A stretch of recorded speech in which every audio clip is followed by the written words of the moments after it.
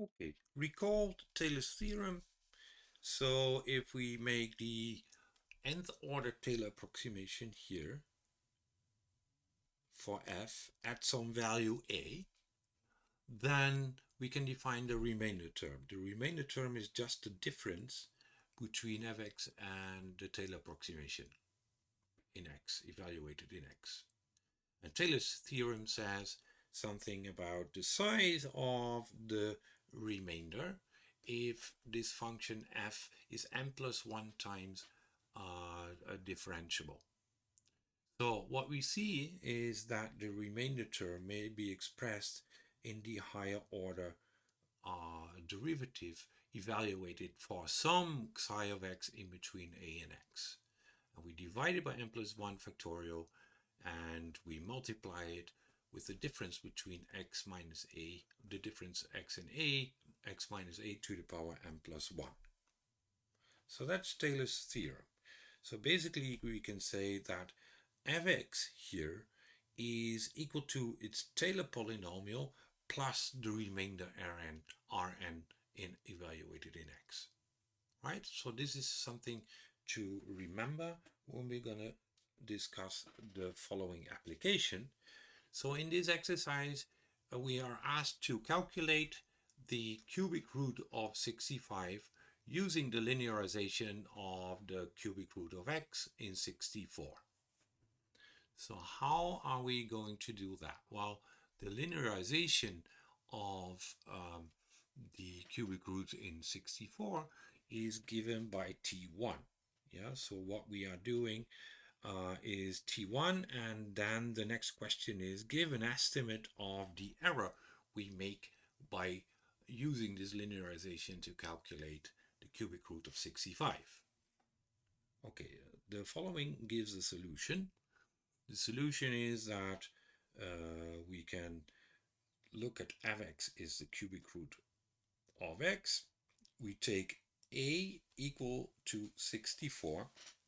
And the reason that we take a equal to 64 is that there we can calculate all the derivatives exactly, right? So f of a is a cubic root of 64, which equals 4. And also the higher order derivatives can be explicitly calculated. Yeah, right? So let's do it. T1 of x equals f of a, f of 64, plus f prime 64 times x minus 64, right? So that would be the cubic root of 64 plus x minus 64, that's this term over here, times the f prime of 64, while the f prime is 1/3 x to the power minus 2/3, right? So it's 46 to the power minus 2/3.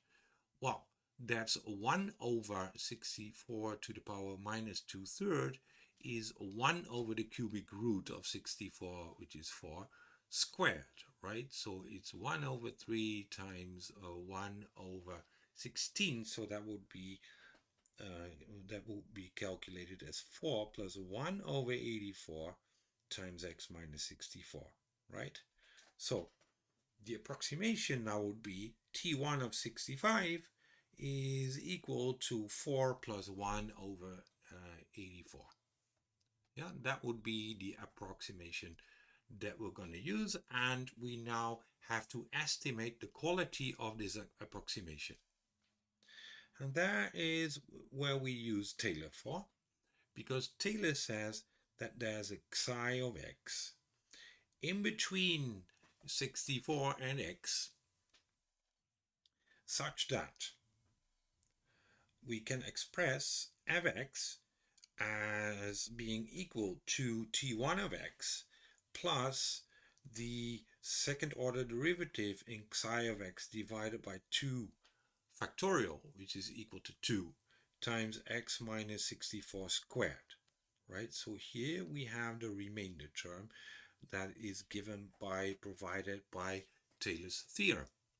Well, we don't know exactly what psi of x is, but anyways, we can maybe estimate the second order derivative in between 64 and 65, right? Okay, so what we get now is 4 plus 1 over 84 x minus 64 times x minus 65 times the second order derivative in psi of x. That will be minus 2 over 9 times psi of x minus 2 the power minus 5 over 3 divided by 2. And that we multiply by x minus 64. So for x equal to 64 or 65, we get the following. Yeah, the cubic root equals 4 plus 1 over 84. That's the term we've already seen just by plugging in x equals 65 over there. But now we're going to plug in x 65 here as well. So here we get 1 squared, but this is the unknown term, right? So that's psi of 65. So minus 1 over 9 times psi 65 to the power minus 5 over 3. So in order to find the quality of our approximation, we need to approximate psi of x to the power minus 5 over 3. Right? Okay. So at least we now see that we have this identity for some psi of the 65 in the interval 64 and 65. Or you might guess that in the interval of length 1, 64, 65, the differences between the psi 65 minus 5 over 3 are not that big, right? So, and that's what we're going to exploit here. So what we do have now is that, let's start with 5 to the power minus 5. Why do we say 5 to the power minus 5? Well, that's something we directly can calculate, right? So using a calculator. So this would be the cubic root of 125 to the power minus 5, right? Okay. And this is smaller than 65 to the power minus 5 over 3, since 65 is smaller than 125, right? Okay, but in this way we can continue, because I also know that psi of 65 is smaller than 65, so we have that psi of 65 to the power minus 5 over 3 is larger than 65 to the power minus 5 over 3. And following the same logic, we get also that this one is smaller than 64 to the power minus 5 over 3, which we again can calculate directly, since this is no more than the cubic root of 64, which is 4 to the power minus 5, right? So this is 4 to the power minus 5. So this psi 65 to the power minus 5 over 3 is in between 5 to the power minus 5 and 4 to the power minus 5. So the distance between these endpoints is rather small. Yeah, so that's what we're going to use. So we have 4 plus 1 over 48 minus 1 over 9 times the 4 to the power 5. So we're going to use this expression here and estimate this expression here. Then this is smaller or equal. Yeah, so when we use 4 to the power minus 5 instead of psi of 65 to the power minus 5 third, then we get a smaller number than the term that we like to establish, which is the number 65 to the power 1/3, right? So that's this one. And this one is, of course, smaller or equal than we would use 4 plus 1 over 48 times minus 1 over 9 divided by 5 to the power 5, right?